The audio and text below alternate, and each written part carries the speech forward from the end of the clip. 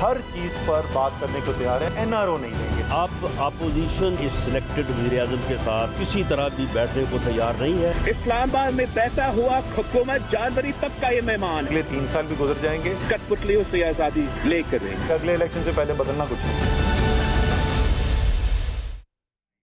अस्सलाम वालेकुम, पाकिस्तान टुनाइट के साथ मैं हूं सैयद समर अब्बास। किसी सजा याफ्ता मफरूर या इश्तिहारी मुलजिम को किसी किस्म का रिलीफ अदालत नहीं दे सकती, ये मुफाद आमा के खिलाफ है। ये रिमार्क्स थे Chief Justice Islamabad High Court Athar Minallah साहब के, और पटिशन थी जो कि Human Rights Commission of Pakistan PFUJ और कुछ साफियों की तरफ से दायर की गई थी इस्लामाबाद हाई कोर्ट में कि मफरूर सजा याफ्ता और इश्तिहारी अफराद जो है उनको उनकी तकारीर नशर करने से मुतल्लिक जो पाबंदी है पैमरा की, वो पाबंदी ख़त्म की जाए। अब उस पर अदालत के बड़े क्लियर रिमार्क्स आ गए, और इस पर नाजरीन अब सवाल ये उठता है कि क्या मियाँ नवाज शरीफ साहब को अब वापस ही आना पड़ेगा अपना पैगाम आवाम तक पहुँचाने के लिए, क्योंकि अब PDM की मूवमेंट का फेज़ 2 स्टार्ट होने जा रहा है इतवार को पेशावर के जलसे से। और इस जलसे से मुतल्लिक भी अब KPK की हुकूमत का ये कहना है कि हम इजाज़त नहीं देंगे इस जलसे के हवाले से, चूँकि कोरोना वायरस बहुत तेज़ी के साथ फैल रहा है। और पंजाब हुकूमत भी गौर कर रही है कि जो मुल्तान का जलसा है उस पर पाबंदी आयद कर दी जाए। और दोनों तरफ जो फरीकैन है, PDM की बात की जाए, अपोजिशन की या हुकूमत की, कोई भी किसी एक फरीक के साथ बात करने को तैयार नहीं। जब बात नहीं करेंगे तो क्या हमारी मुल्की सियासत बंद गली की तरफ जा रही है। और इसके साथ साथ नाज़रीन हम बात करेंगे आज GB इलेक्शन में जो रिमेनिंग 7 में से 5 जो इंडिपेंडेंट कैंडिडेट्स थे वो PTI के अंदर शामिल हो गए हैं बाज़ाब्ता तौर पर, और तहरीक इंसाफ के अरकान की तादाद जो है अब वो पहुँच चुकी है 14 तक, यानी तहरीक इंसाफ हुकूमत बनाने की पोजीशन में आ गई है गिलगित बल्तिस्तान के अंदर। और कोरोना की बात करेंगे, हमें प्रोग्राम के आखिर पर डॉक्टर शाजी मंजूर साहब में ज्वाइन करेंगे, माहिर हैं मुतअद्दी अमराज के, उनसे जानेंगे पाकिस्तान के अंदर जो सूरत हाल है कोरोना वायरस के फैलाव की, ये किस खतरनाक हद तक पहुंच चुकी है और हमें करना क्या चाहिए। लेकिन हम पहले बात करेंगे जो सियासी सूरत हाल पर हमें तलाल चौधरी साहब ने ज्वाइन किया है, पाकिस्तान मुस्लिम लीग नवाज के रहनुमा हैं। नाज बलोच साहब हमें ज्वाइन कर रही है, पाकिस्तान पीपल्स पार्टी के रुकन कौमी असम्बली, और सदाकत अली अब्बासी साहब पाकिस्तान तहरीक इंसाफ के रुकन कौमी असम्बली और हुकूमती तर्जुमान हमें प्रोग्राम में ज्वाइन कर रहे हैं। बहुत शुक्रिया आप तीनों मेहमानों का, आपने प्रोग्राम में ज्वाइन किया। सबसे पहले बात करते हैं जो इस्लामाबाद हाई कोर्ट में आज पटिशन थी, और इस पर नाज़रीन आज जब समाअत हुई तो उस पर जस्टिस अतर मिनल्ला साहब ने बड़े अहम रिमार्क्स दिए। उन्होंने ये कहा कि ये अदालत किसी मफरूर को रिलीफ नहीं दे सकती। जस्टिस अतर मिनल्ला साहब ने यह भी कहा कि अगर पैमरा का नोटिफिकेशन गैर कानूनी हो तो भी किसी मफरूर की दरख्वास्त पर रिलीफ नहीं दे सकते। उन्होंने ये भी कहा कि मफरूर मुल्ज़मान जो है उनका तो शनाख्ती कार्ड और पासपोर्ट भी ब्लॉक कर दिया जाता है। और ये भी उन्होंने कहा कि मुशर्रफ जब मफरूर था तो अदालत ने उसे भी रिलीफ नहीं दिया था, अब भी किसी को नहीं दिया जा सकता। मज़ीद समाअत जो है वो अब जाके होगी दिसंबर के अंदर। तो तलाल चौधरी साहब, इसका मतलब है कि ये जो रिमार्क्स आपने सुने, बड़ा क्लियर है कि मियाँ साहब को अपना मैसेज पाकिस्तानी अवाम तक पहुँचाने के लिए पाकिस्तान शायद खुद ही आना पड़े, चूँकि पाबंदी ख़त्म करने के हवाले से जो दरख्वास्त थी उस पर आपने रिमार्क सुन लिए कि पाबंदी ख़त्म नहीं हो रही मीडिया के अंदर। बिस्मिल्लाहिर्रहमानिर्रहीम। समर साहब बहुत शुक्रिया। और हम अदालत का जो हुक्म है वो सर आंखों पर, और यकीनन अदालत ने आइन की या कानून की तशरीह जो है वो की होगी। मेरा बस एज ए पाकिस्तानी एक सियासी कारकुन के तौर पर मेरे दिल में कुछ सवालात उठते हैं। मैं कभी सोचता हूँ कि ये पैमरा जो है ये उस वक़्त कहाँ होता है जब मुशर्रफ के इंटरव्यू आते हैं, उस वक़्त कहाँ होता है जब एहसानुल्लाह एहसान के आते हैं। और बात ये है कि हमें पाकिस्तान में तारीख भी देखनी चाहिए कि कौन, अगर इश्तिहारी किस तरह हुआ है। अगर तो जुल्फकार अली भुट्टो कातल है और कातल के तौर पर वो फांसी पर चढ़ा है तो फिर तो कह देना चाहिए, मगर उसको तो अदालती कत्ल कहा जाता है। इसी तरह नवाज शरीफ अगर इश्तिहारी हुए हैं तो वो जो अब अरशद मलिक साहब का मामला है, किस तरह ये पनामा से अकामा तक बातें हुई, किस तरह रेफरेंस बने, किस तरह JIT बनी, मेरा ख्याल है ये चीजें भी एक सियासी कारकुन और एक आम लोगों के ज़हन में है। और एक मेरी जरूर अदालत ने जो भी फैसला किया, मेरा मतलब है एक सबके लिए एक जैसी इंप्लीमेंटेशन होनी चाहिए। यानी एहसानुल्लाह एहसान का इंटरव्यू अगर शाया हुआ है तो पैमरा को क्या सजा हुई है, अगर मुशर्रफ के हुए हैं तो पैमरा ने क्या किया था?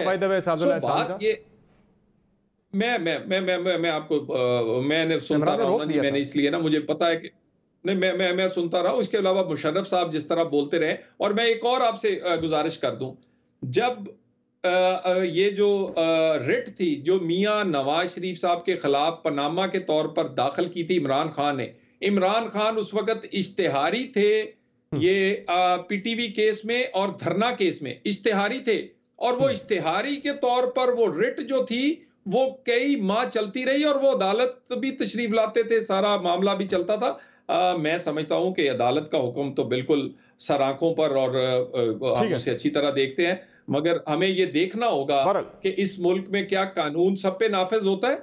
मुझे ये बता दीजिए, क्या मुशर्रफ ने नहीं तोड़ा आइन? मुशर्रफ पर तो पाबंदी लग गई थी, आज मुशर्रफ की मिसाल दी जा रही है कि मुशर्रफ मफरूर का उससे भी रिलीफ नहीं मिला था, हम किसी और को भी नहीं दे सकते। मेरी गुजारिश ये है, वो फांसी चढ़ गया, वो तो अदालत खत्म हो गई। ये सवालात है ना जी, 4 मार्शल पाकिस्तान में लगे, किसको सजा हुई? जब पीसीओ के हलफ उठाते रहे, तो लंबी डिबेट छेड़ लें, उस पर बात चली जाएगी। नहीं, लंबी डिबेट इस वक्त तो मेरी दोबारा गुजारिश है जी, मेरी दोबारा गुजारिश है, हमें वो देखना होगा कि कौन, अगर कोई इश्तिहारी हुआ है या वो फांसी के फंदे से झूल गया है, तो क्या उसको इंसाफ के तकाजे पूरे हुए या नहीं। अगर इंसाफ के तकाजे पूरे नहीं हुए तो हमारी गुजारिश है अदालतों से कि हमें इंसाफ तो इन्हीं से मिल रहा है, और तो हम कहीं जा नहीं सकते। अच्छा, तो हम करते रहेंगे उनके साथ। मेरा तो सवाल यही था कि अब पीडीएम का चूंकि मूवमेंट का सेकंड फेज शुरू हो रहा है पेशावर जलसे से, और उसके लिए शायद फिर मियां साहब को खुद ही आना पड़े, चूंकि तकारीर तो नशर नहीं हो सकती, पैमरा का ऑर्डर भी है, और इस्लामाबाद हाई कोर्ट की तरफ से भी आज जो रिमार्क्स थे चीफ जस्टिस के वो बड़े क्लियर थे। नाज बलोच साहबा, ये जो पीडीएम का फेज 2 है, इसके बारे में बड़ी हम बातें सुन रहे हैं कि बड़ा फैसला कुन मरहला होगा ये हुकूमत के खिलाफ तहरीक का, कैसे फैसला कुन होगा, क्या करने जा रहे हैं मुख्तलिफ फेज 1 से जलसों के अलावा? बिस्मिल्लाहिर्रहमानिर्रहीम। समर देखें, पीडीएम एक बहुत ही मैं समझती हूँ कि एक ऐसे अहम मोड़ के ऊपर, एक ऐसे अहम वक्त के ऊपर, जब मुल्क को दरपेश जो चैलेंजेस का सामना है, जिस बहरान के अंदर इस नाकाम और इस अनाड़ी हुकूमत ने पूरी कौम को जिस बहरान की कैफियत में डाल दिया है, इस बहरान से निकालने के लिए पीडीएम मुतहर्रिक है। और पीडीएम इसके ऊपर सीरियसली एक पेज के ऊपर तमाम पॉलिटिकल पार्टीज हम यूनानिमसली हम एक होकर जो है पर कि इस हुकूमत से छुटकारा ही अवाम के लिए, अवाम के हक में बेहतर होगा। और आपके सामने मौजूद है जीबी के इलेक्शंस में भी आपने देखा जिस तरह जीबी की अवाम ने मुस्तरद किया है पीटीआई को। मैं समझती हूँ कि ये ऐसी मिसाल भी कभी पहले नहीं मिली। उनकी वहाँ हुकूमत बन रही है। आपको भी मैं आपको बता दूं, देखिए अगर 8 सीटें के बाद मांगे तांगे की दोबारा जीबी में भी हुकूमत करने का इनको शौक है तो ये अपना शौक पूरा कर लें, लेकिन जीबी की अवाम ने इनके खिलाफ फैसला इसलिए दिया है कि इससे पहले रिकॉर्ड है कि चाहे पीएमएलएन की दौरे हुकूमत हो, चाहे पाकिस्तान पीपल्स पार्टी की दौरे हुकूमत हो, जीबी की अवाम ने 16 से 14 या 15 सीटें देकर वफाक की हुकूमत को मजीद जो है उनको सपोर्ट किया है। लेकिन पहली दफा ऐसा हुआ है कि 8 सीट, वो भी मुश्किल से फैफिन की रिपोर्ट्स के बावजूद, फैफिन की रिपोर्ट्स बता रही हैं कितनी रेगुलरिटीज हुई हैं समर, और तमाम धांधली के बावजूद अगर 8 सीट्स ले ली, और उसके बाद भी खुद ही कहा करते थे कि हम आजाद उम्मीदवारों को कभी साथ शामिल नहीं करेंगे। अच्छा, मुझे ये बताएं, आज आजाद उम्मीदवारों को अपने साथ शामिल करके दूसरी पार्टी के लोगों को तोड़ के अगर हुकूमत बनाई तो क्या हुकूमत बनाई समर? ये तो नुमाइंदगी तो ना हुई। जीबी की अवाम सरापा एहतजाज है और बिलावल भुट्टो जीबी की अवाम के साथ खड़े हैं, उनकी आवाज बनकर उनके इश्यूज को, पहली दफा जीबी की इश्यूज को कौमी सतह के ऊपर जो है अगर किसी ने उठाया है तो वो नाज बलोच साहब, आपकी तहरीक का फेज 2 स्टार्ट होने जा रहा है। जरा मुझे इस पे बता दें कि पहले पैमरा की तरफ से पाबंदी लगी मियां नवाज शरीफ साहब पर, आज इस्लामाबाद हाई कोर्ट के चीफ जस्टिस ने भी कह दिया कि अदालती मफरूर को किसी किस्म का रिलीफ नहीं दिया जा सकता, ये मुफाद आमा के खिलाफ होगा। आपको क्या लगता है कि ये चूंकि ये तो कानून की बालादस्ती की तहरीक है, आप लोग कहते हैं कि ये आइन की बहाली की, यह जमहूरियत की बहाली की तहरीक है, आप क्या कहती हैं कि फिर मियाँ साहब को आना चाहिए पाकिस्तान यहाँ के, फिर वो जलसों के अंदर तकारीर करें, या फिर आए वो आके कानून के हवाले करें, खुद को कानून के सामने पेश करें? देखिए, जो अदालती फैसले आए हैं और इनके ऊपर जो मियां साहब से मुतालिक जो मामलात हैं, इनको डेफिनेटली पीएमएलएन के जो अपनी लीगल टीम है वो इनका बेहतर अंदाज से जो है वो बता सकती है। बाकी बात यह है क्योंकि मैं समझती हूँ कि हर पॉलिटिकल पार्टी अपनी आवाम के साथ इस मुश्किल वक्त पे खड़ी है, और यहाँ पे भी जो ये पीपल्स पार्टी नून लीग का तो मामला ही नहीं है नाज बलोच साहब, ये तो पीडीएम का मामला है। नहीं, देखिए पीडीएम का कौन सा मामला पीडीएम का जी? ये जो जलसे हो रहे हैं, ये हुकूमत मुखालिफ तहरीक है, ये पीपल्स पार्टी या नून लीग अपनी इनफरादी हैसियत में नहीं चला रही, ये पीडीएम के प्लेटफॉर्म से चल रही हैं। देखिए, पीडीएम के जो जलसे हो रहे हैं, वो जो यहाँ पे पीएमएलएन की मौजूद क़यादत यहाँ पे मौजूद है, वो अपनी प्रेजेंस शो कर रही है, हर जगह मौजूद है। मैं समझती हूँ कि जहाँ तक मियां साहब की का ताल्लुक है, मैंने जिस तरह आपसे पहले कहा, ये उनकी अपनी जो वहाँ पे लीगल टीम है, वो बेहतर अंदाज से बता सकती है कि उनके सेहत के जो कंसर्न्स हैं, उनको मद्देनजर रखते हुए वो कब तक वापस आएंगे और आपकी क्या राय है? आपकी क्या राय है इस पर? आपकी अपनी राय क्या है?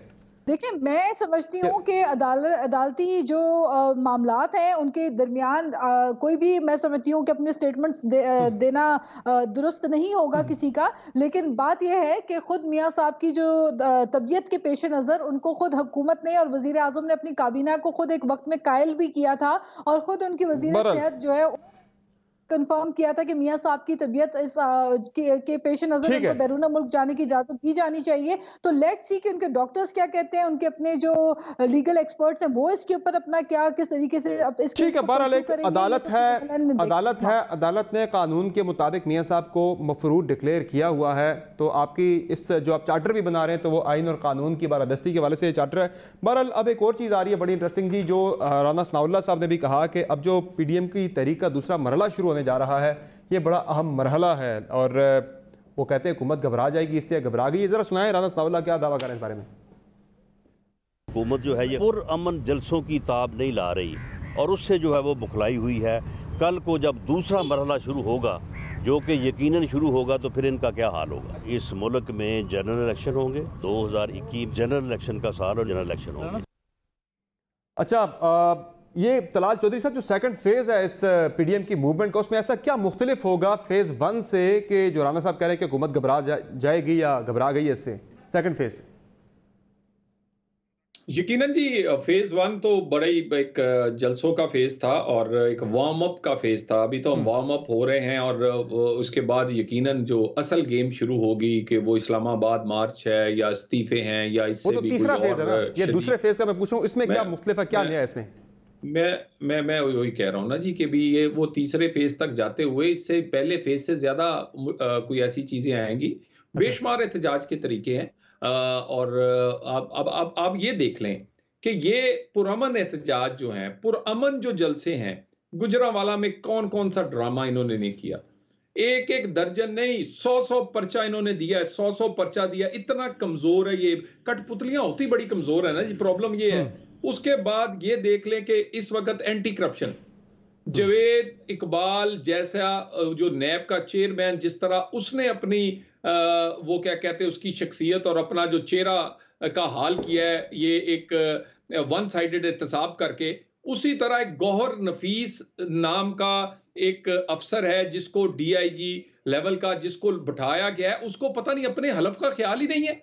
यानी वो हलफ वो ये स्टेट के मुलाजम है या इमरान खान के जाती मुलाजम बने हुए हैं। मेरे समेत पूरे पंजाब के हर जिले में वहां लोगों पर उनके प्रेशराइज किया जा रहा है और पर्चे दे के गिरफ्तार किया जाए। हमारे तकरीबन आधी दर्जन एमपीएस या दूसरे लोग जो साबिक लोग हैं वो गिरफ्तार किए गए हैं। वो आपके सामने 20-20 साल पुरानी चीजें। और मेरी एक गुजारिश ये है कि ये क्या इस तरह ये आपका ख्याल है तहरीक रुक जाएगी? और इस वक्त मुझे ये बताइए कि इस तरह की ऑन स्लॉट जो है वो कौन करता है? कमजोर आदमी करता है। जब वो झूठे पर्चों पे आ जाए, जब वो अदारों को इस्तेमाल करने पे आ जाए, आए हमारा सियासी मुकाबला करें। सियासी मुकाबले में आपकी तो जरूरत नहीं है क्योंकि आप सियासतदान है ही नहीं। सदाकत साहब, तलाल चौधरी साहब कह रहे हैं आए आकर सियासी मैदान में मुकाबला करें। ये एंटी करप्शन या फिर दीगर इदारों के जरिए पार्टी के कारकुनान को, एमपीएस को गिरफ्तार करना, हरासा करना, कहते हैं ये तरीकाकार नहीं। और इससे ही राना सनाउल्लाह साहब भी कह रहे थे कि घबरा गई है हुकूमत पहले मरहले के बाद, ये भी दूसरा तो शुरू होना है। मेरी आवाज ठीक आ रही है आपको? जी बिल्कुल ठीक आ रही है। अच्छा, मैंने सुनी है सारी तलाल साहब की बातें। कानून को अदलिया वो पसंद है जो इनको बड़े से बड़े केस में बरी करे, चाहे वो हुदैबिया पेपर मिल का केस हो। मियां साहब को अगर वो जब जमानत दे दी बीमारी के, वो अदालत बहुत अच्छी थी। अब जो अदालत, जिस अदालत ने इनको कहा था कि ये माफिया हैं, सिसिलियन माफिया हैं, गॉड फादर हैं, ये इनको बुरी लगी। जिस अदालत ने कहा कि सागर साहब आपकी आवाज कट रही है बहुत ज्यादा, आपकी आवाज कट रही है बहुत ज्यादा, जरा किसी ऐसी जगह पर आ जाए जहाँ आपसे सिग्नल्स ठीक हो। मुझे 2 मिनट दे रहे हैं, मैं चेंज करता हूँ। जी आप अच्छा 2 मिनट बाद आते हैं जी सदाकत साहब की तरफ। हम नाज बलोच साहब, ये जो सेकंड फेज है वो कह रहे, तलाल साहब भी कह रहे हैं कि उससे पहले हुकूमत घबरा गई है, करने क्या जा रहे हैं? अब तो जिस तरह जरदारी साहब की तजवीज़ आई है कि तहरीक अदम एतमाद भी लेकर आए, लेकिन नून लीग उसके लिए बज़ाहिर जो खबरें आ रही हैं वो राज़ी नहीं है। वो कह रहे हैं कि हम तो नए इलेक्शन की बात कर रहे हैं, ये तहरीक अदम एतमाद कहाँ से आ गई हैं? तो ये कैसे इस मामले को सॉर्ट आउट करेंगे? देखिए, अब तो जो भी करना है पीडीएम ने करना है, क्योंकि हुकूमत ने तो 2 साल में जो नाकामी दिखाई है, हुकूमत ने 2 साल में तो सिर्फ एक ही काम किया है, करप्शन करप्शन करप्शन। चाहे आप बीआरटी उठा के देख लें, चाहे आप चीनी चोरी देख लें, चाहे आप गंदम का बोरान देख लें, चाहे आप पेट्रोल देख लें, चाहे आप हर चीज की, आप यूटिलिटी स्टोर की चीनी तक का मामला उठा के देख लें, सिवाय करप्शन। इवन इनके एफआईए के अफसर जिनको इन्होंने बरतरफ अभी किया है, उन्होंने जो रिपोर्ट दी है वो बहुत ही खौफनाक रिपोर्ट है हुकूमत के लिए। उसमें तो उन्होंने वाज़ेह तौर पे कहा है कि कौन से, कभी मैंने नहीं देखा कि मुल्क के वजीर आजम आके कहें कि जी चीनी का जो बोरान है वो माफिया कर रहे हैं। भाई आप वजीर आजम हैं, आपकी हुकूमत है, आपको नहीं पता माफिया कौन है? माफिया तो आपके सज्जे खब्बे बैठे में। क्या खुसरो बख्तियार की शुगर मिलें नहीं है? क्या नदीम बाबर जो है वो उनका पेट्रोल का कारोबार नहीं है? तो आप किनको हुकूमत की, किसको ये बेवकूफ बना रहे हैं? आप कह रही हैं सब कुछ बुरा है, तो इसको हटाने के लिए क्या मुख्तलिफ करेंगे? फेज 2 के अंदर कैसे हटाएंगे? मुझे वो तरीकाकार बताएं जरा, हम जानना चाह रहे हैं फेज 2 में क्या है। मैं जरा सी रोशनी डाल दूं इस बात के ऊपर। जीडीपी 5.8 से उठा के आपने -1, जो हकीकतन जीडीपी पहुंची है वो -1.5 तक आपने लेकर गए, जिसको -0.4 ये बता रहे हैं। तो इतने खौफनाक इंडिकेटर्स हैं, और जो स्टेट बैंक की रिपोर्ट आ रही है, जो आदाद शुमार आ रहे हैं, जो सर्कुलर डेट आपने बढ़ा दिया, जो कर्जों में आपने जो है अरबों रुपए आपने इजाफा कर दिया, तो मुझे सवाल पूरी कौम अब ये पूछ रही है कि जो 55 की चीनी 110 पे आप लेकर चले गए, जो बिजली के नर्ख आपने इतने बढ़ा दिए, जो तबाही और बेरोजगारी और कारखानों पे ताले इस हुकूमत ने लगा दिए, इस हुकूमत का क्या हल होना चाहिए? तो जवाब यही होता है कि इस हुकूमत को फौरन से पहले जो है वो साइडलाइन करने की जरूरत है। अच्छा मुझे ये बता दें नाज बलोच साहिबा, राना सनाउल्लाह साहब कह रहे हैं 2021 इलेक्शन का साल है, ये इलेक्शन का साल है या फिर किसी इन हाउस चेंज का साल है? जरा ये तो बता दें इस पे। There are multiple options. देखिए, मैं समझती हूँ कि पीडीएम के अंदर जो मौजूद पॉलिटिकल पार्टीज हैं वो बहुत ही सियासी बसीरत भी रखती हैं, वो समझदार भी हैं, वो मुल्क और कौम के फायदे में जो बेहतर होगा वो फैसला करेंगी, और उस फैसले में हमारे पास ऑप्शंस बहुत सारे मौजूद हैं, और तमाम ऑप्शंस कॉन्स्टिट्यूशनल ऑप्शंस मौजूद हैं, और एक्सरसाइज करने के लिए सही वक्त पे सही फैसले किए जाएंगे और अवाम के हक में फैसले किए जाएंगे। क्योंकि मेरा ख्याल है कि जो बहरान इस वक्त क्रिएट हो चुका है उसको काबीना में बैठे हुए लोग तो बर्दाश्त कर रहे हैं इस महंगाई को, लेकिन ये जो दवाओं की कीमत है, ये जो रोटी की महंगी हो गई है, ये जो आम अशिया खुर्दनोश की कीमतों में इजाफा हुआ है, इसको काबीना के लोग तो बर्दाश्त कर रहे हैं बड़े मजे से। सही है, लेकिन आम आवाम की बस हो गई है। लेकिन अब तो ये भी हो रहा है कि आपको शायद जलसे भी ना करने दिए जाएं। शौकत यूसुफ जई साहब का बयान मैंने सुना है, वो कह रहे हैं कि हम तो बिल्कुल भी अलाउ नहीं करेंगे, पेंडेमिक एक्ट के तहत हम पाबंदी लगाएंगे कि हमने जलसे नहीं करने देने। पेशावर के अंदर वो कह रहे हैं जलसा आपको नहीं अलाउ करेंगे, और पंजाब के अंदर भी राजा बिशारत साहब प्लान कर रहे हैं कि वहां पे भी जो मियाँ वाली का आपका जो मुल्तान का जलसा है वहां पे नहीं करने दिया जाएगा आपको। समर, जलसों की इजाजत तो सिर्फ तब तक थी जब तक अली अमीन गंडापुर को गालम गलोच के लिए इजाजत थी कि वो आके किसी को भी कुछ कह दे। बद तहजीबी की जब तक जुबान इस्तेमाल हो रही थी जलसों के अंदर, गिलगित तो वज़ीर आज़म ने अपना रशकई का जलसा कैंसिल किया है। कोरोना वायरस, देखिए कोरोना वायरस से हमें फाइट करना है, कोरोना वायरस से हमें अपने लोगों को बचाना है, कोरोना वायरस के लिए इकदाम करने हैं, लेकिन ये हुकूमत, आप मुझे बताएं, अभी तक इन्होंने वैक्सीन के लिए कोई एफर्ट चले दुनिया भर में वो ऑर्डर बुक किया था, लेकिन अमेरिका की तरफ से माजरत आ गई है। बहरहाल मुझे अभी तक आपकी तरफ से वाज़ेह जवाब नहीं आया कि हुकूमत को कैसे हटाएंगे, वो तरीकाकार अभी तक नहीं बताया गया। चूंकि मेरी जो कंफर्म इत्तलात यही है कि Peoples Party in house change की तरफ जाना चाह रही है, नून लीग नए इलेक्शन की तरफ जाना चाह रही है। आपके अंदर आपस में इख्तलाफ राय है कि करना क्या है, पॉलिसी कोई क्लियर इस पे आगे का रास्ता नहीं है। सदाकत अली बाजी साहब जो बात कर रहे थे, तलाल चौधरी साहब, वही साहब जरा कंटिन्यू कर ले कि वो कह रहे हैं कि अभी दूसरा मरहला शुरू नहीं हुआ तहरीक का, पहले ही हुकूमत घबरा गई है, परेशान हो गई है, गिरफ्तारियां की जा रही हैं, कारकुन उनके पकड़े जा रहे हैं, एमपीएस पकड़े जा रहे हैं। ये क्या कर रहे हैं? पहला मरहला भी सिफर, दूसरा मरहला भी सिफर, आखिरी मरहला भी सिफर। ये जो सिफर से तहरीक शुरू होगी है, सिफर ज़रबे सिफर जमा सिफर इज इक्वल टू सिफर। इनके पास तहरीकें चलाती, आप सुन लेना, तहरीकें चलती हैं किसी अवामी इशू पे, कोई कोई कौमी इशू हो, इनका इशू ये है कि हमें माफ कर दें, हमारे केसेस छोड़ दें, मियाँ साहब की तकरीरें चला दें। वो जो सारा यहाँ 35 साल हुकूमत करके एक के असासे बाहर हैं और दूसरे का पूरा टब्बर बाहर है, ये उनको वापस ला के बहाल करने की तहरीक है। अवाम का कोई ताल्लुक नहीं है। सबसे पहले जो उन्होंने आखिर में बात की, ये इनकी तकरीरें इनको सुनाएं। ये कोरोना पे कितने सख्त लॉकडाउन की बात करते थे। जरूर है कि जीबी का इलेक्शन हुआ, जीबी के इलेक्शन में सारी पार्टियों ने जलसे किए, वो एक मजबूरी थी, इलेक्शन हो गया। उस वक्त इन्फेक्शन रेट बहुत कम था, अब तो 6 और 7% तक रेट चला गया है।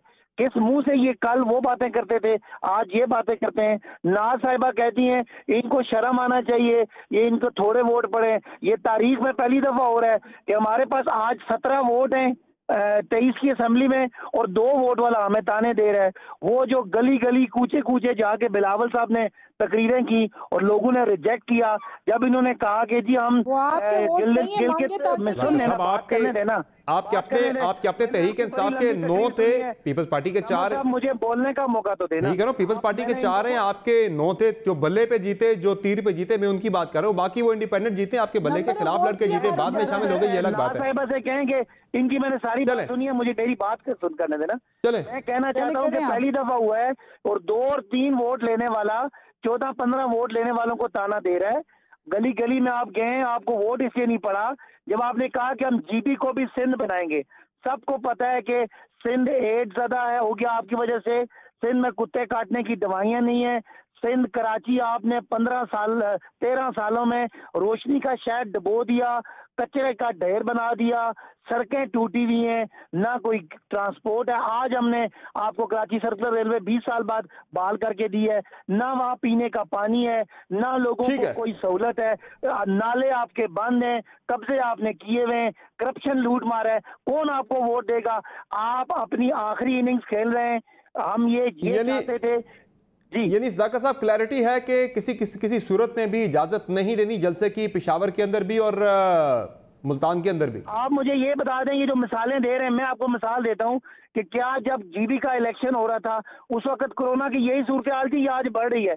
इन्हें कहें पूरी दुनिया के फैक्ट चेक कर लें, पूरी दुनिया में सेकेंड वेव आई है। खुदारा आपको ना किसी ने वोट देना है, ना किसी ने आपके साथ निकलना है, ना गरीबों को मारें। अपने घरों में तो आप मास्क पहन के फिरते हैं और गरीबों को, बच्चों को आप सड़कों में मारना चाहते हैं।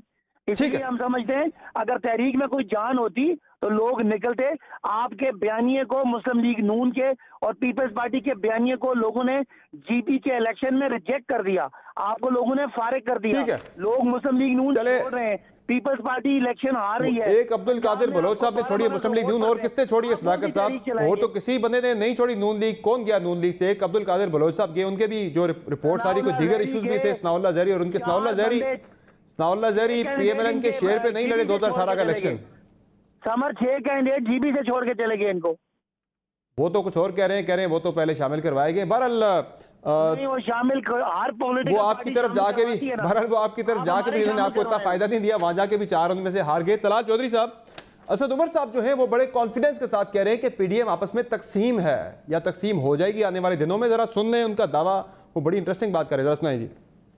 पीडीएम बयानिया बेचारा जो जख्मियों के लहू लुहान आखिरी सांस उनका गिरा हुआ है, टूट फूट का वो शिकार होने जा रहे हैं। वो एक दूसरे से ज्यादा लड़ते हैं, हमारे ऊपर तोपें उनकी कम होती हैं। तो हो सकता है कि उनमें से कोई गिर गिर के जो है हमारी हुकूमत की तरफ आनी हो, ये तब्दीली तो शायद हो जाए। हम हर चीज पर बात करने को तैयार हैं। हुकूमतों को काम होता है दरवाजे खुले रखना। हमारे दरवाजे खुले, हम एनआरओ नहीं देंगे। अगले 3 साल भी गुजर जाएंगे, अगले इलेक्शन से पहले बदलना कुछ नहीं है। अच्छा तलाल चौधरी साहब, ये जो बात करें कि आपस में ज़्यादा लड़ते हैं हमारे से भी, अब उसमें जो उनकी बात है उसके पीछे लॉजिक जो मुझे समझ आ रही है वो ये बात कर रहे हैं कि जो अभी मैं भी आपके सामने आर्गूमेंट रख रहा था कि नून लीग कह रही है कि नए इंतखाबात, जबकि पीपल्स पार्टी है वो इन हाउस चेंज के लिए जोर दे रही है बार बार कि पंजाब के अंदर पहले मरहले में लाई जाए, बलूचिस्तान के अंदर लाई जाए, उसके बाद मरहलावार फिर मरकज़ के अंदर लाई जाए। लेकिन नून लीग कह रही नहीं, हमने तो नए इंतखाबात की तरफ जाना, उससे शॉर्ट हम किसी चीज़ पर भी राजी नहीं होंगे। तो ये आपका बुनियादी आपस में इख्तलाफ राय है, क्लैरिटी नहीं है कि फेज 2 में क्या करने जा रहे हैं। इसी वजह से आज हुकूमत भी कह रही है कि आप आपस में तकसीम है, आप क्या तरीक चलाएंगे, क्या हुकूमत को उठाएंगे? समर अब्बास साहब, ये जो कहते हैं पीडीएम तकसीम है, यही कहते थे कि एपीसी नहीं होगी, ऑल पार्टी कॉन्फ्रेंस नहीं होगी, फिर कहते थे अगर हो जाएगी तो एलामिया नहीं आएगा, फिर कहते थे एलामिया आ गया तो कहते थे देख लीजिएगा ये फिर भी इकट्ठे होके चल नहीं सकेंगे, फिर वो पीडीएम बन गई, फिर कहते थे पीडीएम करेगी कुछ नहीं। अब पीडीएम ने पहला मरहला भी बड़ा सक्सेसफुली, बड़ा मिलके इकट्ठे तौर पे बेशुमार हमारे साजिशें हुई, हमारे में इख्तलाफ डालने की कोशिश, यहाँ पर वो किसी के इंटरव्यू को बुनियाद बना लिया गया, फिर सिंध में एक बहुत बड़ा एक ड्रामेबाजी करने की कोशिश की गई जो मरियम साहिबा के कमरा तोड़ के कि किस तरह हम अलहदा हो जाएं, ये सारा कुछ फिर कामयाब नहीं हुआ। तो अब इनकी एक क्या खुशफहमी है, और अगर असद उमर की ये खुशफहमी है तो वो भी निकल जाएगी चंद दिनों में। हम बड़े क्लियर हैं, सारी पीडीएम इकट्ठी है, हमारा हदफ जो है वो सिर्फ इमरान वो मैकेनिज्म बता दें, वो मैकेनिज्म असद उमर भी जानना चाह रहे हैं, मैं भी जानना चाह रहा हूं, वो मैकेनिज्म क्या है कि जिसके तहत आप हुकूमत को निकालेंगे, हटाएंगे? वो कोई तहरीक अदम एतमाद होगी, मार्च के सूरत में हटेगी, इस्तीफे आप देंगे, गवर्नमेंट देगी, कौन देगा? ये क्लैरिटी नहीं अभी तक इसमें। देखिए, एक तो आपको मैं बता दूं कि कोई मामला ऐसा नहीं होगा जो गैर आईनी होगा। आइन में दिया गया कि असेंबली तोड़ी जा सकती है, जो अर्ली इलेक्शंस है उसका ऑप्शन आइन में, कानून में मौजूद है, और वो ऑप्शन जो है वो हमने किस तरह उस ऑप्शन तक प्राइम मिनिस्टर ने करना है, वजीर आजम, मैं उसी पे वजीर आजम पर प्रेशर डालकर हमने उसको वहां तक पहुंचाना है, या अदम इत्मीनान लाकर अपना वजीर आजम लाकर तोड़नी है ये असेंबली। लेकिन एक मैं आपको समर अब्बास बात बता दूं, ये बच्चा जो अपना खान साहब है ना, ये इनकी नौकरी का सिर्फ मामला नहीं है, हम इससे बड़ी गेम में हैं। हमें अगर इमरान खान बदलना हो, यकीन करें पीडीएम के साथ जो बदलने वाले हैं वो तो 1 मिनट में बदल दे खुशी खुशी। हमें पाकिस्तान का सिस्टम बदलना है, पाकिस्तान के सिस्टम में से वो रूह को निकालना है जो वोट की इज्जत नहीं होने देता, जो वोट से हुकूमत नहीं बनने देता। वोट डाला किसी को जाता है, निकलता किसी संदूकड़ी में से है। सो हमें वो एक पाकिस्तान के 70 साल में वो पाकिस्तान में जो रूह डाल दी गई है, जिसने पाकिस्तान को भी बदनाम किया, पाकिस्तान को चलने भी नहीं दिया। पहला जो संगे मील है, पहला जो संगे मील है वो तो आपने इमरान खान साहब को हटाना है, फिर आपने आगे आपकी जो बाकी चीजें आप कह रहे हैं आपको करेंगे, अहदाफ है वो बाद में आपको हासिल होंगे। पहला आपका जो संगे मील है, पहला जो हदफ है वो तो हुकूमत को हटाएंगे, तो फिर आगे कुछ होगा ना। इमरान खान साहब जब तक बैठे हैं तो बात करने के लिए भी तैयार नहीं आपके साथ। समर अब्बास साहब, ये संगे मील है ही नहीं। संगे मील होगा पाकिस्तान में जब वोट को इज्जत मिलेगी, नया इलेक्शन और एक ऐसी असेंबली जो वोट से वजूद में आए, और वो ऐसी असेंबली जो पाकिस्तान को किसी सीधी राह पर लेकर आए, और कोई दरमियान में ना हो, कोई अदारा या कोई फर्द, कोई शख्स जो के वोट में दरमियान में रुकावट बने। सो एक नया हम रिफॉर्म करना चाहते हैं, एक बड़ा मकसद है। इमरान खान हटाना और बुजदार हटाना और फलां हटाना ये सिर्फ हमारा मकसद नहीं है। और ये मैं आपको बता दूं, ये क्लैरिटी के साथ आपको दिसंबर में इंशाल्लाह ताला 13 दिसंबर को नजर आ जाएगा कि हम करने क्या जा रहे हैं। 13 दिसंबर को हतमी लाएमल जो है उसका ऐलान किया जाएगा, उससे पहले अभी आपने वो सीक्रेट रखना है कि करने क्या जा रहे हैं। बहरहाल ये भी अभी तक एक मुअम्मा ही है कि इस्तीफे आपने देने हैं या हुकूमत ने देने हैं, ये तो वक्त आने पर बताएगा। जी आप इस पर क्या कहेंगी नाज बलोच साहब? ये जो तकसीम का मामला है, मैंने पहले भी मामला आपके सामने रखा था, मुझे अभी तक क्लैरिटी नज़र नहीं आई कि तहरीक अदम एतमाद है या अपना नया इलेक्शन, मसले का हल अभी तक समझ नहीं आ रहा, कन्फ्यूजन है इस पर बड़ी सा। देखिए समर इसीलिए तो एक कंसेंसस डेवलप करने के लिए ही तो पीडीएम तश्कील दी गई है, ताकि तमाम पॉलिटिकल पार्टीज एक प्लेटफॉर्म पे होकर मुत्तफिक होकर जो फैसला करेंगे उस फैसले के ऊपर पहला मरहला निकल चुका है। अब तो आपने ऐसे एक्शन है जिनसे आपने बताना है कि तहरीक आपकी सक्सेसफुल जा रही है, कामयाबी की तरफ जा रही है, अपने अहदाफ को हासिल करने जा रही है। सिर्फ जलसों से तो वो अहदाफ हासिल नहीं होंगे, वो जलसों पर भी शायद पाबंदी लग जाए। नहीं देखें समर, स्टेप बाय स्टेप है। जो फर्स्ट स्टेप था वो यही था, इस हुकूमत को लगता था ये खाम ख्याली में रह रहे थे, इनको लग रहा था कि अवाम को फर्क नहीं पड़ रहा इस महंगाई से, इनको लग रहा था इनकी जो नाकिस कारकर्दगी इससे अवाम को फर्क नहीं पड़ रहा, इनको लग रहा था कि ये जो प्लान इन्होंने क्रिएट किया है माशी और जो कर्जों का बोझ ये ले रहे हैं इससे अवाम को फर्क नहीं पड़ रहा, इनको लगता था कारखाने बंद हो रहे हैं अवाम को फर्क नहीं पड़ रहा, इनको लगता था रोटी जो है वो महंगी हो गई अवाम को फर्क नहीं पड़ रहा, इनको लगता था 500% दवाओं की कीमतें बढ़ गई अवाम को फर्क नहीं पड़ रहा। तो इनको ये यकीन दिलाने के लिए जो सबसे पहला हमारा स्टेप था वो यही था कि अवाम को, कराची में आपने देखा, आपने क्वेटा के जलसे में देखा, आपने हर जगह देखा कि अवाम जिस तरह गुजरावाला में निकली, आपने देख लिया कि अवाम क्या चाहती है। और अवाम यही चाहती है कि इस हुकूमत से जल्द से जल्द छुटकारा मिले। और अगर हुकूमत को समझ नहीं आ रही इस बात उसी की, अवाम तो को फिर जल्द से कर अगर आपने कोरोना में मुब्तला कर दिया तो वो अवाम ही किधर गई बीच में? असल तो मसला अब अवाम का, यार हुकूमत ये करिए कि इस अवाम के लिए मत निकले बाहर। समर, कोरोना वायरस से तो पूरी दुनिया लड़ रही है, कोरोना वायरस से हमें मुकाबला करना है और इस हुकूमत के हाथों मुझे नहीं लगता कि हम कोरोना वायरस से सही मुकाबला कर पाएंगे। इस पे राना सनाउल्लाह साहब ने आज एक बड़ी इंटरेस्टिंग आज एक लॉजिक पेश किया, मुझे वो समझ नहीं आई कि वो क्या बात कर रहे थे। जरा सुनाएं जी, उन्होंने क्या इंटरेस्टिंग बात की है जरा। गुजरांवाला में जब जलसा होता है, रोज़ खबरें आ रही थी कि जी कोरोना का शदीद हमला हो गया है। अब जब गुजरांवाला का जलसा हो गया है तो गुजरांवाला में तो कोई कोरोना नहीं नज़र आ रहा। अब इन कोरोना जो है मुल्तान में नज़र आ रहा है। अब मुल्तान में जो है वो स्मार्ट लॉकडाउन हो रहा है। तो इट मीन्स के जलसा जो है ये कोरोना को भगाता है, कोरोना को लाता नहीं है। तो जलसा जब मुल्तान हो जाएगा तो कोरोना वहाँ से भी भाग जाएगा। ये पीडीएम के जलसे जो हैं ये कोरोना को जो है ये भगा देंगे। ये नाज बलोच साहब, ये कौन सी नई साइंस आ गई, ज़रा मुझे समझा दें आप भी, चूँकि ये तो पीडीएम के रहनुमा एक बात कर रहे हैं, नून लीग के सिर्फ रहनुमा नहीं है कि ये जलसे आप कोरोना को भगाने के लिए कर रहे हैं। देखिए, ये मेरा ख्याल है माशी कोरोना की बात कर रहे होंगे राना सनाउल्लाह साहब और अजराए मजाक उन्होंने शायद ये बात की होगी, जहां तक मैं समझ रही हूँ इस बात को, क्योंकि ये जो कोरोना है वो इस मुल्क के लिए बहुत खौफनाक शक्ल इख्तियार करता जा रहा है। कोरोना का मुकाबला तो पूरी दुनिया कर रही है और उसके ऊपर संजीदगी के साथ मैं आपके प्रोग्राम के तवस्सुत से भी तमाम लोगों से गुजारिश करती हूँ कि खुदारा अपना भी ख्याल रखें, एसओपीज के ऊपर अमल करें, मास्क पहने और जो भी प्रोटेक्टिव मेजर्स हैं उनको अपनाएं, क्योंकि कोरोना से आपने अपने आप को भी बचाना है और उन एहतियाती तदाबीर में ये भी है कि हजूम में मत जाएं। उन एहतियाती तदाबीर में हजूम में ना जाना भी शामिल है, जो आप हजूम में बुला रहे लोगों को। डिस्टेंसिंग भी शामिल है, उसमें सोशल डिस्टेंसिंग भी शामिल है समर। और जलसों में कहाँ समाजी फासले मेंटेन होते हैं? जी, सोशल डिस्टेंसिंग भी उसमें शामिल है। कराची में जलसा हुआ था, हमने सोशल डिस्टेंसिंग के ऊपर बहुत सख्त एसओपीज के ऊपर अमल करते हुए जलसा किया था और श्योर किया था कि लोगों को हर शख्स। अच्छा, इस पे तलाल चौधरी साहब कुछ कहना चाह रहे हैं? ये जो राना सनाउल्लाह साहब ने आज एक थ्योरी पेश किया है कि जलसों से कोरोना भाग रहा है, बढ़ नहीं रहा, तो इस पे तलाल चौधरी साहब ये कौन सी साइंस है? ये किस साइंसदान ने ये या किस डॉक्टर ने ये रिसर्च सामने लाई है कि ये जलसे करेंगे कोरोना भाग जाएगा वहां से? देखिए समर अब्बास साहब, आपको फैसला करना होता है अगर किसी को 2 या उससे ज्यादा बीमारियां हों। देखिए, एक कोरोना है, ये वबा है, एक बीमारी आई है 2018 में तब्दीली के नाम पे। अब हमने फैसला कर रहे हैं कि अब के बड़ी बीमारी कौन सी है। बड़ी बीमारी 2018 की है। अगर हमने उससे ना लड़े, कोरोना से तो शायद लोग बच जाएं, लेकिन लोग भूख से मर जाएंगे। जाने ले रहा है कोरोना। मैं किसको जवाब दूं? जाने ले रहा है। मेरी बात सुन लेना, आज समर अब्बास साहब, बंदे गए। मेरी बात सुन लेना।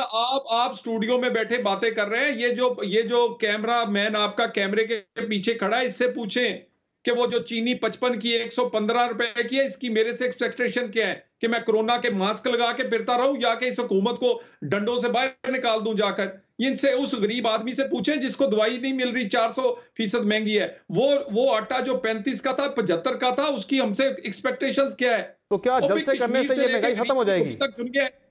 नहीं, वो डिसाइसिव एक्शन की तरफ आए जी। मेरी बात सुने ना जी, हमने खत्म करके दिखाई है ना जी। लोड शेडिंग से लेकर महंगाई तक निकाले फैक्ट्स एंड फिगर्स। हुकूमत करनी आनी चाहिए होती है, जिसका वजीर खजाना अपना ना हो, जिसका वजीर दाखिला अपना ना हो, जिसका वजीर कानून अपना ना हो, जिसका पंजाब का सीएम अपना ना हो, वो कहे कि मैंने पाकिस्तान चलाना है। उसने पाकिस्तान क्या चलाना है? ये मजाक है कोई पाकिस्तान?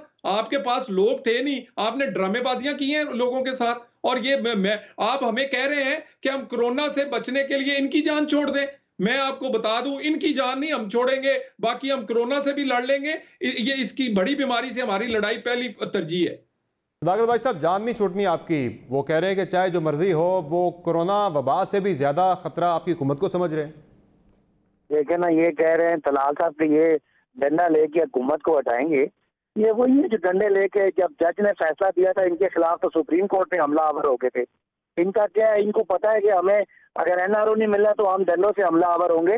तो मैं तो इस बात का यही कहूँगा कि ये जमहूरी है, इनकी जमहूरियत तभी है कि जब ये इलेक्शन जीते। इलेक्शन वही फेयर है कि जब ये आए और जैसे चाहे इनको ज़ियाउल हक ले या इनको कोई एनआरओ लेके आए, तो बहरहाल इनकी बातों में खुद ही एक तजाद है। ये मुनाफिकत है कि आज जो कोरोना को राना सनाउल्लाह कह रहे हैं कि कोरोना को हम भगाएंगे। ये एक तो डॉक्टर है जो समझदार है, अब राना सनाउल्लाह को आप क्या कह सकते हैं? इस वक्त पूरी दुनिया इस पैंडेमिक से लड़ रही तो क्या की बात करती है, सनाउल्लाह पता नहीं किस मैं क्या कहूँ उन्होंने क्या खाया। आपकी आवाज कट रही है सदाकत साहब जी, वो कौन को खराब कर रहे हैं, वो कौन को खराब कर रहे हैं? और ये जो राब्ता हमारा मुनक़ता हो गया सदाकत अली बासी साहब से। जी तलाल साहब, ये सदाकत साहब की आवाज जो है वो सिग्नल्स के नहीं है, वो वैसे वो लर्ज रही हैं, वो बेचारे वो बड़ा मुश्किल होता है ना जी। आप किस तरह, मेरा मतलब टीवी पे आके हौसला है सदाकत अब्बासी का कि वो 35 के आटे को 75 रुपए पे डिफेंड कर रहा है, वो 55 के चीनी को 15 रुपए पे डिफेंड कर रहा है, वो 400% दवाइयां महंगी को डिफेंड कर रहा है। वो पाकिस्तान में वो तब्दीली जो हर बंदे को पता है झूठ है, और वो रियासत मदीना जो मेरा ख्याल है अल्लाह माफ करे क्या कहते हैं रियासत यजीद जैसी है, वो उसको डिफेंड कर रहा है, तो आवाज तो लर्जेगी ना जी, आवाज तो फिर। लेकिन तलाल साहब एक और वजीर है वो बड़े गरज रहे बरस रहे हैं आजकल अपोजिशन के ऊपर, वो है शेख रशीद साहब, और वो तो कह रहे हैं कि जो बयानिया है इस वक्त PDM में पर्टिकुलरली मुस्लिम लीग नून का जो बयानिया है उसका तो इमरान खान साहब को फायदा हो रहा है। वो कह रहे हैं अभी GB में फायदा हुआ, आजाद कश्मीर के अंदर भी होगा। जरा सुनाए जी शेख साहब क्या कह रहे हैं इस बारे में। जितनी खिदमत नवाज शरीफ के बयानिए और मरियम के बयानिए ने इमरान खान की है कि सारी फौज इमरान खान के पीछे खड़ी है, उनको कौन एक्सेप्ट करेगा? इमरान खान की सियासत को 5 साल के लिए आप मुकम्मल करवाएंगे। इतनी समझ बूझ होती तो आप इलेक्शन से पहले इत्तेहाद कर लेते आपस में, इलेक्शन बड़े मुख्तलिफ हो जाते। अगले साल आप आज़ाद कश्मीर में रोना रोएंगे कि PTI की हुकूमत फार्म हो गई है। जी तलाल जौहरी साहब, वो कह रहे हैं आप नहीं तो आपका बयानिया काफी हद तक इमरान खान की खिदमत कर रहा है, मदद कर रहा है उनकी। यानी इनका बयानिया ये है, यानी ये वो लोग हैं जो फिर हमें कहते हैं कि हम अदारों को लेके आते हैं। ये हमें ये बताने की कोशिश कर रहे हैं कि अदारे जो हैं वो आइन कानून के साथ नहीं खड़े, वो इमरान खान के साथ खड़े हैं। और ये वो लोग हैं जो कहते हैं कि भी अदारों की वजह से इमरान खान कायम है। ओए हम कहते हैं वोट से हुकूमत बने। ओ खुदा के बंदो, पाकिस्तान का क्या हशर हुआ है किसी को नजर नहीं आ रहा? और 2.5 साल चला लें आप, इनको 10 साल चलाएं, फिर जिम्मेदार भी वही होंगे जो चलाने वाले इस मुल्क का। वैसे तलाल चौधरी साहब छिन गया है ना। वैसे तलाल चौधरी साहब ये जो RTS की बहुत ज़्यादा बात होती है, तो मैं एक इन्फॉर्मेशन शेयर कर रहा हूँ अपने नाजरीन के साथ भी, आपके साथ भी, कि RTS का बड़ा एक मसला पाकिस्तान के अंदर बन गया था इलेक्शन डे पर कि RTS जैम हो गया था बिल्कुल। और इस पर नाजरीन जनरल कमर जावेद बाजवा साहब भी थे, इलेक्शन कमीशन के हुकाम भी थे, दीगर जितने मुतल्लिका हुकाम थे। एक मीटिंग हो रही थी इलेक्शन से पहले, तकरीबन महीना पहले की बात है। उस मीटिंग में इलेक्शन की तैयारियों के हवाले से, सिक्योरिटी के हवाले से इंतजाम का जायज़ा लिया जा रहा था। उसमें ये इलेक्शन कमीशन के हुकाम ने ब्रीफिंग दी कि हम एक बड़ा ज़बरदस्त निज़ाम लेकर आए हैं, वो है RTS, कि जिसके तहत एक बड़ा फूल प्रूफ सिस्टम होगा, बड़े बर वक्त नताइज आएंगे और कोई धांधली और कोई किसी किस्म की इसमें गैर शफाफियत जो है वो नहीं आएगी उसमें। तो उस पर बाजवा साहब ने सवाल किया था कि ये जो आप RTS लाए हैं ये क्या निज़ाम? उन्होंने कहा जी व्हाट्सएप के जरिए हम रिजल्ट सारे पूरे मुल्क के अंदर से ट्रांसमिट होंगे। उन्होंने कहा ये सिस्टम तो चलेगा ही नहीं आपका, पूरे मुल्क के अंदर से एक व्हाट्सएप पे तो ये आ ही नहीं सकते, ये सिस्टम आपका जैम हो जाएगा, फ्लॉप हो जाएगा, ये एक फ्लॉड सिस्टम है, इसे मत लेकर आएँ, ये तो नुकसान देगा, आप भी बदनाम हो गए, हमें भी बिला वजह बदनाम किया जाएगा इस सारे मामले में। उन्होंने उस वक्त इलेक्शन से महीना पहले कह दिया था, बाद में जाके सारा मामला उन्हीं पे डाला गया, सारा कुछ फौज के ऊपर, एजेंसियों के ऊपर। ये RTS तो पहले चलना ही नहीं था जी। देखिए चले अपना समर अब्बास साहब, अगर RTS नहीं चलना था तो मुझे ये बता दें 6 बजे पोलिंग एजेंट किसने बाहर निकाले थे? चले ये भी छोड़ देते हैं। मुझे ये बता दें कि किसने कहा था कि सिक्योरिटी ड्यूटी करने वाले बैलेट पेपर गिनते रहें? किसने कहा था? चलें ये भी छोड़ देते हैं कि भी रात 12-12 बजे अदालतें लगाकर एक खास पार्टी के लोगों को सजाएं दी जाएं। किसने कहा था कि 15-20 दिन पहले पाकिस्तान से सबसे बड़ी पार्टी के जो सरबराह हैं उसको बुलाकर सजा दे दें ताकि मुल्क में इंप्रेशन जाए कि इस पार्टी। बात सुने ना, ये कोई एक बात नहीं है, ये आप ना कोई ना माने तो ना सही नहीं। अगर किसी पाकिस्तान से प्यार तो उसकी मर्जी है, हमने जो बात की है वो पाकिस्तान के लिए की है। चले ठीक है, बहुत शुक्रिया आप तीनों मेहमानों का, आपने प्रोग्राम में अपना कीमती वक्त। नाज़रीन जहां एक क्विक ब्रेक लेंगे, ब्रेक से वापस आएंगे तो डॉक्टर शाज़ली मंजूर साहब हमें ज्वाइन कर चुके हैं, उनसे बात करेंगे कोरोना वबा के हवाले से कि वायरस बड़ी तेजी के साथ फैल रहा है, हमें क्या करना चाहिए इंफरादी तौर पर भी और हुकूमती सतह पर भी बात होगी। ब्रेक के बाद हमारे साथ रहेगा।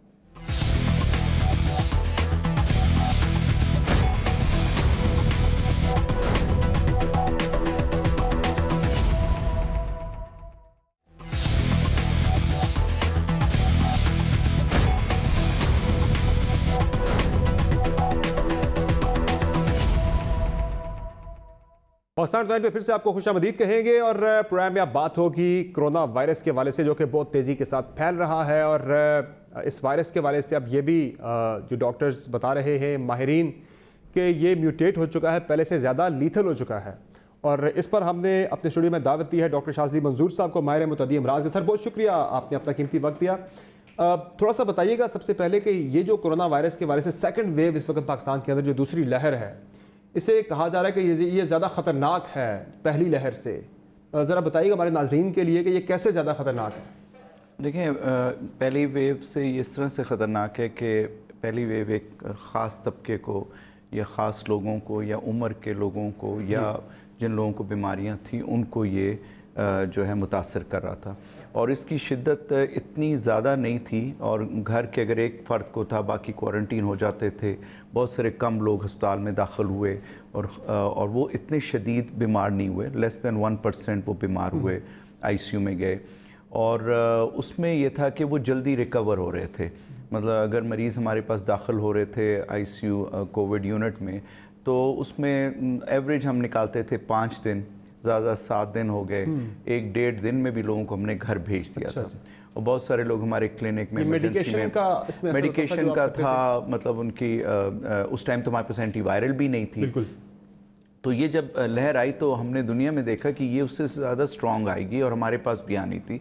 और अगर आप जुलाई में देख लें तो वही सर्ज, वही पीक अब हम देख रहे हैं, और उसी तरह अमवात का सिलसिला हो रहा है और इसकी शिद्दत में इजाफा है। अब हम ये देख रहे हैं कि अगर हमारे पास कोई पेशेंट आता है तो उसके पूरी फैमिली अफेक्टेड है। अब ये उस डेमोग्राफ से निकल गई है कि बूढ़े लोग हैं और उनको मुख्तलिफ बीमारियाँ हैं। अब ये यंग लोगों को भी हो रही है, बच्चों में भी हो रही है, औरतों में भी हो रही है। तो ये अब किसी को नहीं छोड़ रही, और घर के हर फर्द को ये कम अज़ कम मुतासर करती है। अगर 5 लोगों का फैमिली है, 6 लोगों की, हमारे पास वो सारे आ जाते हैं। तो ये उसमें एक चीज़ ये चेंज आई है। दूसरी चेंज ये आई है कि इसमें शिद्दत, बीमारी की शिद्दत ज़्यादा है। मतलब ये ज़्यादा इंटेंस हो गई है, ज़्यादा पेचीदगियों के साथ आ रही है, और मरीज़ जल्दी ठीक नहीं हो रहा। अगर वो हमारे पास 2 से 3 हफ्ते भी गुजार के जाता है, उसका कोर्स लंबा होता है, वो अस्पताल के बाद भी घर में उसी तरह रहता है, उसको ऑक्सीजन की ज़रूरत होती है, उसका लंबा टाइम लग रहा है ठीक होने में। तो ये उससे फ़र्क है। तीसरी चीज़ ये है कि जो आपने जिक्र किया कि ये म्यूटेट कर रहा है शायद, और म्यूटेट का मतलब है कि अपनी शक्ल तब्दील कर रहा है। अब ये टेस्टों में उस तरह नहीं आ रहा है, लेकिन उस तरह नहीं आ रहा जिस तरह पहले आता था। गो के गोल्ड स्टैंडर्ड जो PCR टेस्ट होते थे वो बिल्कुल एक्यूरेसी उनकी बहुत ज़्यादा थी। एक्यूरेसी तो नहीं थी, नहीं समर एक्यूरेसी नहीं थी। 60%, 60% ये डिटेक्ट उस टाइम भी करता था। अच्छी टेक्निक, अच्छी लेबॉर्ट्री से ये 60% था, ये 40% में, और कुछ इसमें नेगेटिव भी थे, मतलब आते थे negative, false negative, false positive भी आ जाते थे। अब अगर हम टेस्ट करते हैं तो ये रिपीटेडली नेगेटिव आते हैं, लेकिन मरीज कोरोना का होता है। मरीज को कोरोना के ही अलामात, और हम लोग एक्सरे, CT, हमें पता है कि अब हमें तो ज़्यादा करने के हमारे इतना एक्सपीरियंस हो गया हुआ है। तो अब एक तरफ अगर आइसोलेशन में हम मरीज़ रखते हैं और वो कोविड पॉजिटिव पेशेंट हैं जो इन अलामात के साथ आते हैं, सीरियस आते हैं, तो दूसरी जगह उसी तरह उन अलामात के साथ कोविड नेगेटिव पेशेंट है, लेकिन है वो कोविड अलामात सारी वही और है भी कोविड है। तो ये उसमें फर्क आने लगा। एक्सरे करके चेस्ट CT स्कैन हमें इतना होता है कि आके पता चल जाता है, मरीजों को भी आ जाते हैं। और कोई और चीज़ अभी कोई फैली भी नहीं है ना कि आप कहें कि ये है तो ये नहीं है तो वो होगा। और उसकी एक ख़ास पिक्चर है, एक ख़ास उसका ट्रेंड है, हम देख लेते हैं। तो ये कुछ चीज़ें उसमें हम अभी कुछ हफ्तों से देख रहे हैं, और बड़ा शार्प इंक्रीज हो रहा है ये। अच्छा, आप पिछले दिनों हमने देखे थे टाइफाइड के भी केसेस पाकिस्तान में काफ़ी ज़्यादा बढ़े हैं जी पिछले कुछ अरसे से, उसे भी लोग मिक्स कर देते हैं कोविड के साथ। इसमें क्या फ़र्क है, ज़रा देखने वाले जो हमारे नाज़रीन हैं समझ आ जाए कि टाइफाइड है या टाइफाइड नहीं है या फिर ये कोविड है। जी, इसमें टाइफाइड के टेस्ट यूजुअली पॉजिटिव आते हैं, लेकिन वो फॉल्सली पॉजिटिव होते हैं, और वो मरीज फिर ट्रीटमेंट करते हैं, उसके नमूनिया से हमें पता चल जाता है, वो मिक्स हो जाता है। तो अगर हमें पता है ये है, हम टाइफाइड तो ऐसी कोई बीमारी नहीं है जानलेवा, तो हमें पता है कि ये मरीज कोविड का है, पहले इसको कोविड को देखें, उनके टेस्ट पॉजिटिव आते हैं, असल में वो कोरोना का मरीज होता है। मतलब एक बंदे को 2-3 दिन से बुखार है जी, उसे कैसे वो टेस्ट करवाने से पहले ये कि लोग थोड़ा डर भी जाते हैं कि मैं टेस्ट करवाऊं ना करवाऊं, कहीं कोविड निकल आया। कई जगहों पे अभी भी होम क्वारंटाइन की पॉलिसी नहीं है, लोग डरते हैं टेस्ट कराने से अभी भी, तो कैसे उन्हें पता लग जाए कि भाई वो घर के अंदर ही अपने आप को आइसोलेट कर लें एहतियातन? एक तो वही पुराना है कि कांटेक्ट की हिस्ट्री तो नहीं है, लोग आजकल शादी ब्याह और तकरीबात में पहुंच जा रहे हैं और लोग बहुत बीमार हो रहे हैं, हमारे पास बहुत लोग आ रहे हैं और यही एक ट्रेंड है जो फिर पूरी फैमिली को मुतासर करता है, ख़ानदानों को मुतासर कर रहा है। तो एक तो वही है नज़ला ज़ुकाम बुखार, ये चीज़ें, मौसम भी चेंज हो रहा है, अभी इन्फ्लुएंज़ा का भी सीज़न शुरू हो रहा है। तो अगर 2-3 दिन में ठीक हो जाते हैं तो कुछ करने की, टेस्ट करने की ज़रूरत नहीं है। अगर बुखार में तेज़ी आ जाती है 2-3 दिन बाद, सांस ख़राब होने लग जाता है, जोड़ों में दर्द शुरू हो जाता है, खांसी शदीद हो जाती है, ये कुछ अलामात हैं जो टिपिकल कोरोना के पेशेंट को होती है, तो फिर वो फ़ौरन डॉक्टर से रजू करें। सही है। अच्छा, अवाम आपको संजीदा नजर आ रहे हैं इस बीमारी को, वायरस को लेकर? जिस तरह तो बिल्कुल भी नहीं है जी। और जो पिछले 2 महीने गुजरे थे, अवाम खुल के तफरीह मकामात पे चले गए, पता नहीं कहाँ कहाँ, और फिर वो हमारे पास आने लगे। ये वही इंटरेक्शन है जिसकी वजह से ये जो है हम अब ये लहर देख रहे हैं। तो अवाम ने तो बिल्कुल मतलब वो नहीं किया, जिम्मेदारी का शो नहीं किया। अभी भी लोग कहते हैं कि कोरोना ऐसे ही है, अभी भी कॉन्स्पिरेसी थ्योरीज हैं, अभी भी वो सारा कुछ है। वैसे इतनी ज़्यादा मात होने के बाद लोगों को अब काफ़ी हद तक समझ आई है कि ये जो साजिशी थ्योरीज थी कि ये वो काफ़ी कम हुई हैं। वैसे जी कम हो गई हैं, लोगों में अब समझ बूझ है। अब लोग ज़रा से भी बीमार होते हैं तो फ़ौरन डॉक्टर के पास आ जाते हैं। अब डॉक्टरों को भी नो हो गया, तहसील लेवल, डिस्ट्रिक्ट लेवल, जीपीज़ को मेरे पास नुस्खे आते हैं तो वो दवाई फ़ौरन शुरू कर देते हैं, उन्हें भी अब समझ आ गई है। तो हमारे तक जब मरीज़ पहुँचता है उस हद तक कुछ ना कुछ दवाई, सही दवाई, वो नहीं जो टोटकों वाली या व्हाट्सएप पे या वो वाली दवाई नहीं, लेकिन डॉक्टरों से हो क्या। अच्छा डॉक्टर साहब, अब वायरस जो है, बीमारी की शिद्दत आप कह रहे हैं लीथल हो गई, पहले से ज़्यादा ख़तरनाक हो गई है, वायरस म्यूटेट भी कर रहा है, लेकिन एहतियाती तदाबीर तो वही है ना कि मास्क जो है वो पहन के रखें, हाथ धोएं, सैनिटाइजर यूज़ कर लें, फासला रखें, अपना फासला है जी। इसमें देखें ना, सोशल डिस्टेंसिंग तो आप अभी शादी ब्याह या और कोई तकरीबात हैं या उसमें एक फिर हमारी डिस्टेंस है, इसको हम फिजिकल डिस्टेंस कहते हैं। आपके मेरे बैठें या काम करें लेकिन एक डिस्टेंस के साथ करें। फिर ये है कि उन्होंने ये कर दिया था, पहले जिस तरह किया कि जी लोग अपने घरों में, जिस तरह आप देख रहे हैं आपके मेहमान बहुत ज़्यादा स्काइप पे भी हैं, वो नहीं आना चाहते, विच इज़ राइट। तो इस तरह की अगर आप चीज़ें चलती रहती हैं और लोग करते रहते हैं तो मेरे ख्याल से ये वेव इतनी स्ट्रॉन्ग ना आती। अभी भी हम कर सकते हैं, अभी भी हम कर सकते हैं। हुकूमत ने अपनी पॉलिसीज़ भी चेंज की हैं, कुछ करना चाहिए, लेकिन देखिए हुकूमत और हम और आप तो कुछ कह ही सकते ना, लेकिन हम बाय फोर्स कोई चीज़ नहीं कर सकते। लोगों को एहसास होना चाहिए। मतलब मेरे पास मरीज़ आते हैं, वो बीमार होते हैं, उनके ख़ानदान, तो मैं कहता हूँ आप वोकल पर्सन बन जाएं अपनी कम्युनिटी में, अपने मोहल्ले में, अपनी कहीं भी आप काम करते हैं कि जी आप गुजरें, आपकी फैमिली गुजरी है, तो आप लोगों तक, ये एक तरीका है, एक आपका तरीका है, एक इलेक्ट्रॉनिक, प्रिंट, सोशल, ये सारे मीडियाज़ हैं ना जिससे लोगों में आगाही होती है। डॉक्टर साहब वैसे तो पॉलिटिकल कमेंट आप खुद भी मुझे पता है नहीं देना चाहते, आप बड़ा अवॉइड करते हैं इस चीज़ को, लेकिन अभी आप बैठे थे, आप सुन रहे थे राना सनाउल्लाह साहब एक बयान दे रहे थे कि मुल्तान भी जलसा होगा, वहाँ से भी कोविड भाग जाएगा, कोरोना भाग जाएगा, पेशावर करेंगे वहाँ से भी कोरोना भाग जाएगा। जो कौमी क़यादत की मैं मजमूई तौर पर बात कर रहा हूँ, किसी पर्टिकुलर किसी लीडर की बात मैं नहीं कर रहा। ये जो इस वक्त जलसे हो रहे हैं, इज्तिमात हो रहे हैं, कह रहे हैं ये भी कर रहे हैं, हम भी करेंगे, ये इस रवैये पे मजमूई तौर पर आपकी क्या राय है, क्या करना चाहिए इस वक्त में? देखिए ये तो मतलब सबको पता है, राना सनाउल्लाह साहब संजीदा आदमी, लेकिन ये मज़ाहिया बयान था उनका। लेकिन सर देखने वाला तो उसे समझता है, आम आवाम जो हमारे जी अब ये पहले वो नहीं मान रहे इसको सीरियसली। देखिए अभी ये इसका एक और मैं आपको बताता हूँ, रुख एक और कर लेते हैं जी। उसमें ये कि जाहिर बात है फिज़िकल सोशल डिस्टेंसिंग रखनी है। अब वो क्लेम करेंगे कि जी हमने रखी है नहीं रखनी है, तो मैं कोई ऑब्जर्व नहीं कर सकता, मैं कोई देखा नहीं जलसा। उसमें थोड़ा सा ये होना चाहिए कि फ़िलहाल ये चीज़ें इतनी ज़्यादा ज़रूरी नहीं है। और जो उसमें वजह मैं आपको बता सकता हूँ कि जिस तरह लोग कहा कि शादी ब्याह की तकरीब बाहर हो जाए, एक मैं आपको मिसाल दूँ, उसको छोड़ देते हैं, 300 मैं पॉलिटिकल भी छोड़ देता हूँ। देखिए आप जब बाहर उनको खड़ा करेंगे, ये इन्फ्लुएंजा का सीज़न है। अब ये जब दोनों आपस में मिलेंगे, जो कोविड है और जो इन्फ्लुएंजा, तो ये तो और डेडली शक्ल इख्तियार कर जाएंगे। इन्फ्लुएंजा से दुनिया में बहुत अमवात होती हैं, तो आप उनको जब सर्दी में एक्सपोज करेंगे, ठंड में करेंगे, वायरस में करेंगे, लोगों से मिल, तो ये और ज़्यादा हो जाएगा। तो अगर हम उसको डॉक्टरी पॉइंट ऑफ व्यू से लें तो ये बहुत ख़तरनाक कम्बिनेशन हो सकता है। तो इन दिनों में इस तरह की मौसम में हमें ये चीज़ें बाहर निकलना, ये चीज़ें अवॉइड, ये चेंजिंग वेदर है और ये यहाँ नहीं है, ये दुनिया में हो रहा है और इससे अमवात होती है। इन्फ्लुएंजा अपना लेके आता है, एक ट्रेंड लेके आता है।